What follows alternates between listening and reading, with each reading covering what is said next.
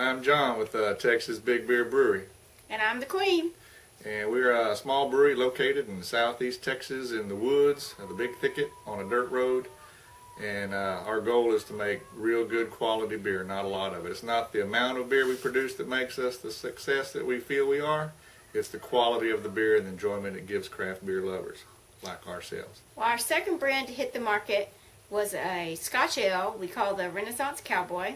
It got started this way. Alan from Brewery in the Renaissance Festival wanted to serve our beer, our blonde, at this last year's, the 2012 Renaissance Festival.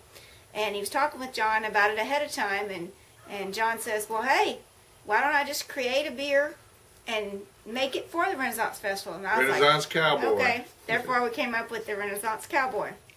The label has a picture of John Wearing chainmail, and a cowboy hat. sword in hand. Where's my sword, baby? Where's my chainmail? Cowboy hat. But the beer is a Scotch ale. It's not a real popular style nowadays, but back in the 1800s it was the big beer of Scotland, a Scotch ale, and we have it borders on the two.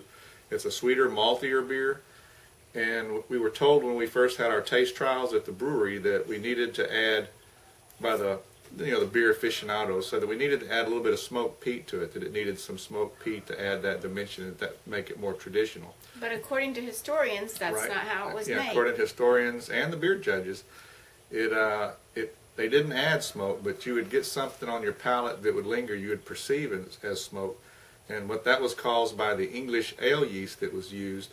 And when it would ferment in the water of Scotland, it would produce a taste that you would perceive as smoke on your palate. So we put in an RO system, filter our water, had it tested to see what we start with, and we got the water profile for Edinburgh, Scotland.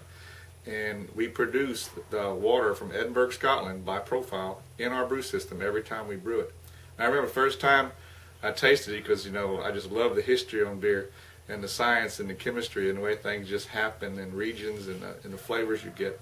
I tasted it for the very first time in the fermenter after I made the water from Edinburgh, Scotland. I'm getting goosebumps every time. Every time I remember tasting it for the first time, because the history just came alive. Even with the yeast and all in suspension, I got a hint of smoke. And it was not the recipe changed. There were no smoked malts in it. There were no smoked peat. It was strictly brewing the beer and the water profile of Edinburgh, Scotland with an English ale yeast. And I love that beer. It's a great food beer. It goes with Thanksgiving turkey stuffing, ham dressing. I've had a lot of people tell me that it goes real good with barbecue ribs, steak smothered in onions. Man, I'm getting hungry. I'm going to go get me a Renaissance Cowboy. I appreciate it. If you want to try our beer, the easiest way to find it is go to texasbigbeer.com and click our Big Beer Tracker map and find a local store near you. We look for local stores that have a passion for craft beer and have a good following of people who are real craft beer aficionados. If you got a store like that by you here in Texas and we're not at it, email me. We'll load up the truck and we'll deliver it there. Queen and I. Try our beer. It's good. It's good.